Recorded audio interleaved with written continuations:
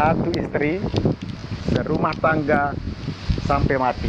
Inilah basis kekuatan dari rumah tangga hebat.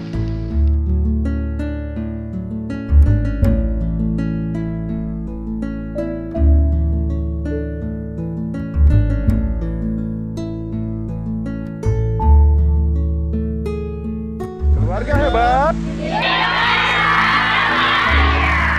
Baik, pada saat ini berjumpa kembali dengan saya Cai di acara yang luar biasa.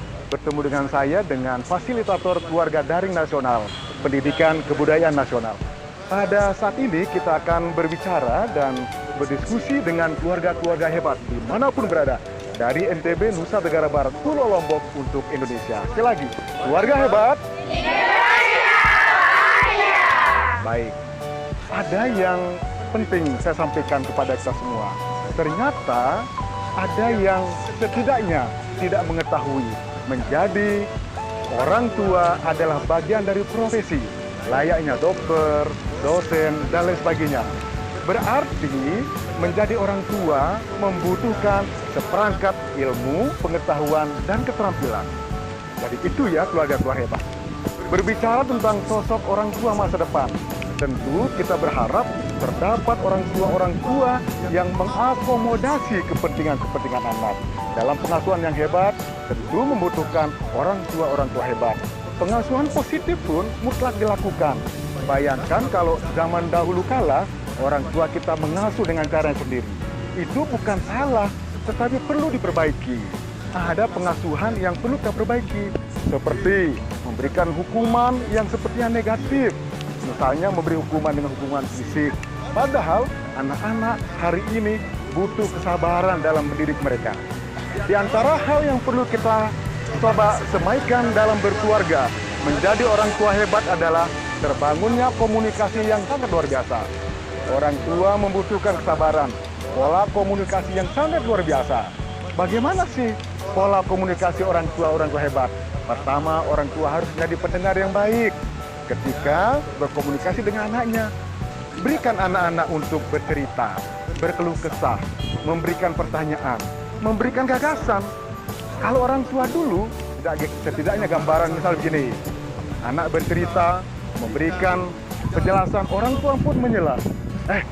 Sudah cukup saja, biar orang tua yang menjelaskan. Dalam konteks hari ini, orang tua hebat dalam pengasuhan positif harus terbuka, memberikan semangat anaknya untuk berkomunikasi dengan baik, menjadi pendengar setia ketika anak-anak membutuhkan perhatian. Bayangkan kalau anak-anak tidak bahagia, tidak didengar oleh orang tuanya, berarti anak pun menjadi kecewa. Baik orang tua hebat dimanapun berada, komunikasi ini mutlak dilakukan di mana saja dan kapan saja. Bila mana ada komunikasi yang terbuka, maka anak-anak pun akan dekat dengan orang tuanya. Bayangkan kalau orang tuanya dekat dengan anaknya, anak dekat orang tua, berarti di situ terdapat keluarga yang sangat luar biasa hebatnya. Cita-cita masa depan adalah terdapatnya orang tua hebat, anak yang hebat. Bagaimana cara menjadikan anak yang hebat? Tentu dimulai dari orang tua yang hebat. Baik, keluarga hebat dimanapun berada. Pada hari ini, pada kesempatan ini, tentunya komunikasi yang terbuka mutlak dilakukan. Berikan kesempatan pada anak-anak untuk bercerita, berkeluh kesah, memberikan informasi dan sebagainya. Komunikasi yang terbuka ini bagaimana dilakukan? Tentu orang tua seperti yang awal saya jelaskan tadi, butuh ilmu dan pengetahuan. Cukup tidak menjadi orang tua hanya menjadi pendengar, tidak. Di samping menjadi pendengar yang hebat, maka dalam komunikasi terbuka, pengasuhan positif, orang tua sembari memberi perhatian sempurna. Dekapan hangat bila mananya masih kecil. Kalau masih gadis bagaimana? Oh bisa, tidak perlu didekat misalnya. Tapi membangun kedekatan perlu harmoni dengan orang tua dan anak-anak di rumah. Baik, keluarga hebat dimanapun berada.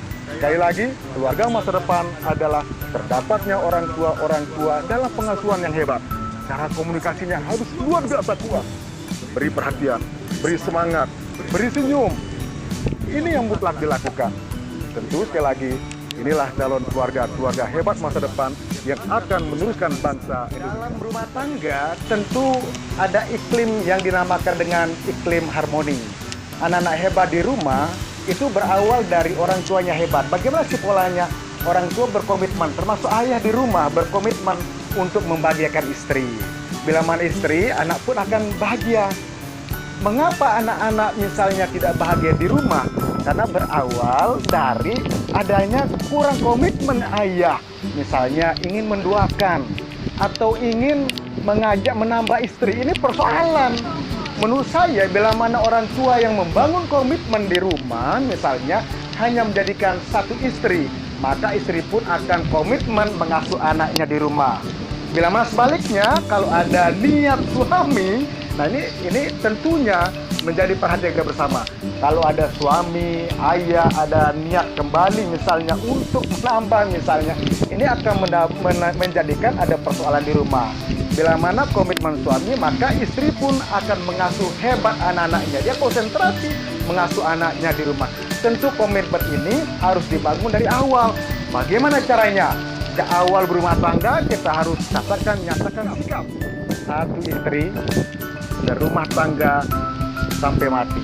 Inilah basis kekuatan dari rumah tangga. Bagi hebat sih lagi, tentu dibutuhkan semangat totalitas, niat dari awal. Bayangkan kalau anak-anak tidak dibahagiakan oleh orang tuanya, maka di sekolah dia akan terkurung komitmennya, akan terkuras energinya untuk memikirkan nasib dirinya dan orang tua. Lombok Nusa Tenggara Barat, selamat untuk keluarga-keluarga hebat sekaligus selamat ulang tahun HUT NTB yang ke-61. Semoga NTB gemilang selalu. Keluarga hebat. Baik, demikian dari Lombok Nusa Tenggara Barat. Sampai jumpa. Assalamualaikum warahmatullahi wabarakatuh.